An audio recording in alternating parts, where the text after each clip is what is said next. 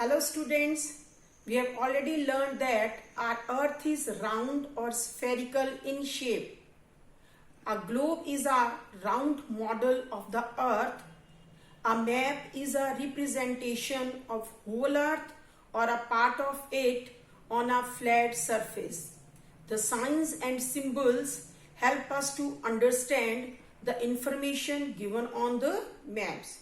Now in this video we are going to discuss directions and types of maps. To study a map we need to know the directions. Here we have four main directions. These are also called cardinal directions: north, south, east and west.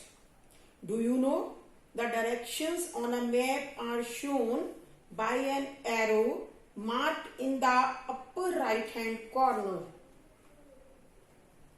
Here you can see this arrow is generally upright and the tip of the arrow is marked with N. This is N. It shows north direction. It can help us to find other directions. Now I am going to show in the next slide how to find other directions. Once we know the north direction, then east is to right, west is to left and south is towards the bottom of the map. We have also sub-directions. Midway between the north and east we have northeast, and midway between the south and east we have southeast. In between the south and west we have southwest, and in between the north and west we have northwest. I think directions are clear to all. Now we will discuss types of maps. We have main three types of maps: political maps, physical maps, thematic maps. What are political maps? Maps which show political boundaries of countries and states and show their capitals are called political maps. What are physical maps? Maps which show physical features like mountains, plains, plateaus, deserts, rivers, etc. are called physical maps. Thematic map.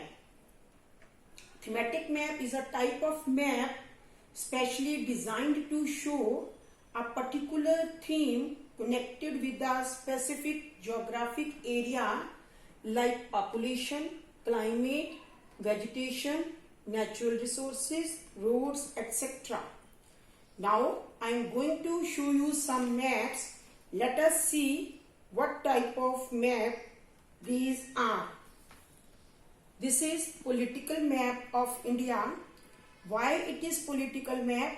Because it shows boundaries, states and capitals. Here we have physical map.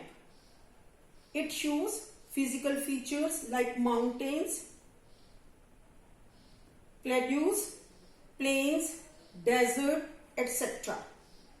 Now I am going to show you two thematic maps. This is wildlife and this is of wheat production.